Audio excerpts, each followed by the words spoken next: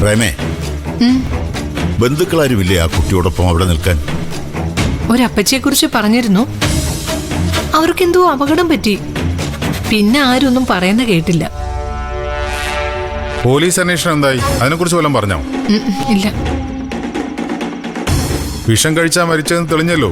ചിലപ്പോ അതുകൊണ്ട് പോലീസ് അന്വേഷണം നടത്താനും സാധ്യതയുണ്ട്. ഒരിക്കലുമില്ല. ഇത്തരം മരണങ്ങളുടെ പ്രശ്നം എന്താണെന്ന് അറിയോ അളിയന്? പോലീസിന് ആരെ വേണമെങ്കിലും സംശയിക്കാം, ചോദ്യം ചെയ്യാം, വേണമെങ്കിൽ കേസും ചാർജ് ചെയ്യാം. ഈ കേസിൽ അങ്ങനെ ഉണ്ടാവുമെന്ന് മാത്രമേ ഇനി അറിയാനുള്ളൂ. ഉണ്ടായാൽ ആരെയായിരിക്കും ആദ്യം വിളിക്കുന്നത്? ചേച്ചി ആഗ്രഹിക്കുന്ന പേര് എന്തായാലും എന്റെ നാവിന്ന് കേൾക്കുമെന്ന് ചേച്ചി വിചാരിക്കണ്ട. വിഷം ഉള്ളിൽ ചെന്നാണ് മരണമെന്നാ പോസ്റ്റ്മോർട്ടം റിപ്പോർട്ടിൽ. ആ വിഷം എങ്ങനെ അകത്ത് ചെന്നു? സ്വയം കുടിച്ചതാണോ അല്ലെങ്കിൽ ആരെങ്കിലും കുടിപ്പിച്ചതാണോ? പോലീസ് അന്വേഷിക്കട്ടെ. സത്യം എന്തായാലും ഒരു ദിവസം പുറത്തു വരാതിരിക്കത്തില്ല.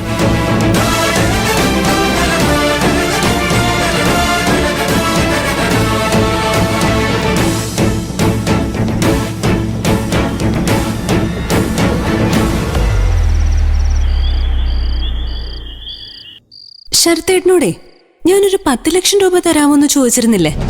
ആ, അതെന്തായി? നടക്കും. നടന്നല്ലോ. അമ്മ ക്യാഷ് എന്നെ ഏൽപ്പിച്ച് കഴിഞ്ഞു. അതിനി എന്ത് ചെയ്യണമെന്നാ ചിന്തിക്കുന്നത്. എന്ത് ചെയ്യാൻ? അത് നിത്യമയുടെ പേരിൽ ഫിക്സഡ് ഡിപ്പോസിറ്റ് ഇടണം. FD? അതെ. കോടീശ്വരനായ ശരത്തിന് 10 ലക്ഷം രൂപയൊക്കെ ഒരു തുകയാണോ? ആ, അല്ല, അതല്ല. എന്നാലും ഈ FD എന്നൊക്കെ പറയുമ്പോ മോന് പറ്റില്ലെങ്കിൽ പറഞ്ഞോ. അമ്മ അങ്ങനെയൊന്നും പറയില്ല. വാക്കിന് വ്യവസ്ഥയുള്ള നല്ല ഒന്നാന്തരം തറവാടി അവൻ. അഭിമാനിയ.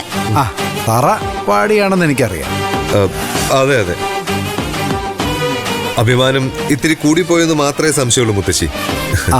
അപ്പോ മോൻ എപ്പോഴാ FD ഇടുന്നേ? ഇടാ. അല്ല, എപ്പോ? എപ്പോ വേണമെങ്കിലും. ഇപ്പോഴാണോ? ഇപ്പൊ ഇടാ. നാളെ വൈകിട്ട് 3 മണിക്ക് മുമ്പ് നിത്യമോടെ അക്കൗണ്ടിലേക്ക് ക്യാഷ് ട്രാൻസ്ഫർ ചെയ്യണം. അത് FD ഇടണോ SIP ഇൻവെസ്റ്റ് ചെയ്യണമെന്ന് ഞങ്ങൾ തീരുമാനിച്ചോളാം.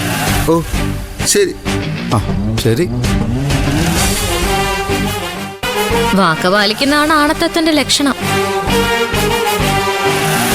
അത് ശരത്തിനുണ്ടോന്ന് തെളിയിക്കാൻ ഇനിയും ഇതുപോലുള്ള അവസരങ്ങൾ കിട്ടും.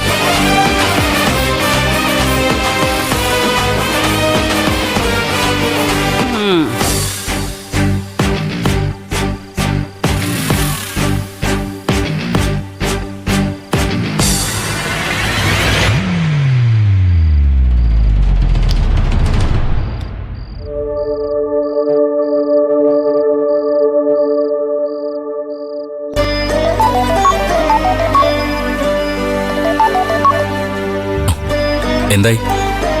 10 ലക്ഷം രൂപ നാളെ തന്നെ കിട്ടും.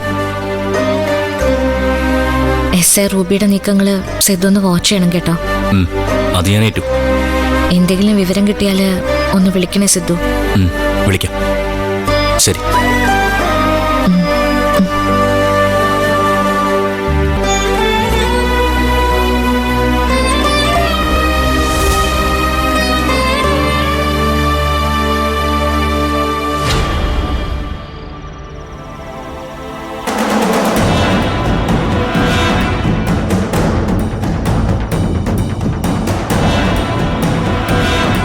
സർ, ഈ വീട്ടിലെ പ്രധാന പ്രശ്നം എന്താണെന്ന് ആലോചിച്ച് നോക്കിയിട്ടുണ്ടോ? ഞാനാണ്. സാറിൻ്റെ ആറ്റിറ്റ്യൂഡ്. അക്ഷരയുടെ അമ്മ എങ്ങനെയാ മരിച്ചതെന്ന് സാറിനറിയാം. പലതും തുറന്നു പറയുന്നില്ല. സ്വാഭാവികമായിട്ടും ഏതൊരു മകൾക്കും ദേഷ്യം തോന്നില്ലേ? അതേ അക്ഷരയ്ക്കും തോന്നിയിട്ടുള്ളൂ. എനിക്കറിയാവുന്നതൊക്കെ ഞാൻ പറഞ്ഞു കഴിഞ്ഞു. അതിൽ കൂടുതലൊന്നും എനിക്കറിയില്ല നിരഞ്ജൻ.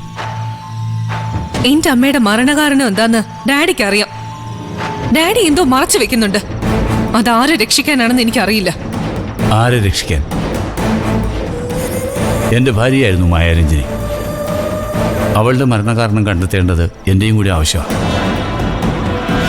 നിങ്ങൾക്കൊക്കെ കഴിവുണ്ടായിരുന്നെങ്കിൽ കുറ്റവാളിയെ കണ്ടുപിടിക്കാമായിരുന്നല്ലോ. എന്തുകൊണ്ട് ചെയ്തില്ല? ശ്രമിക്കാഞ്ഞിട്ടൊന്നുമല്ല. എൻ്റെ അന്വേഷണം ഒരു പ്രത്യേക സ്ഥലത്ത് വെച്ച് ബ്ലോക്കായി. അവിടുന്ന് അങ്ങോട്ട് നീങ്ങാൻ ഒരു തുമ്പും കിട്ടുന്നില്ല. ആ തുമ്പ് എന്താണെന്ന് ഡാഡിക്ക് അറിയാം, പക്ഷെ പറയില്ല. എന്ത് ചെയ്യാനാ? അറിയാമെങ്കിലല്ലേ പറയാൻ പറ്റൂ. മായാരഞ്ജനി എന്ന എൻ്റെ ഭാര്യയുടെ മരണം ദുരൂഹമായി നടന്നതാണെന്ന് വേണമെങ്കിൽ നിങ്ങളെപ്പോലെ എനിക്കും വിശ്വസിക്കാം. പക്ഷെ തെളിവെവിടെ? അത് ചെയ്തതാര്? ഇതിനൊന്നും വ്യക്തമായ ഒരു ഉത്തരം കിട്ടാതെ അതൊരു ദുരൂഹ മരണമാണെന്ന് വിശ്വസിക്കാൻ ഞാൻ തയ്യാറല്ല.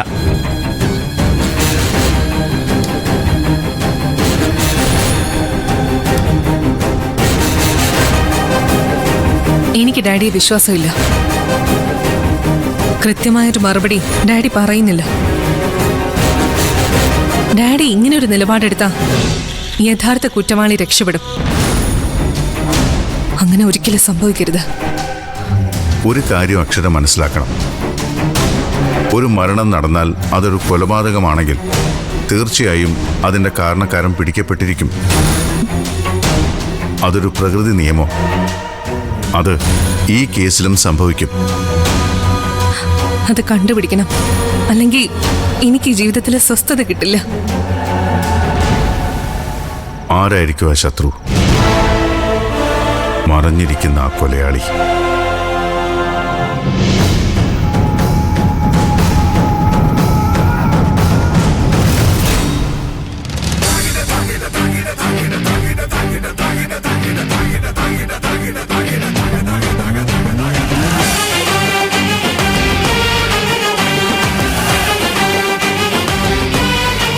അങ്ങനെ 10 ലക്ഷം രൂപ കിട്ടുമെന്ന് ഉറപ്പായി അല്ലേ എടുത്തി?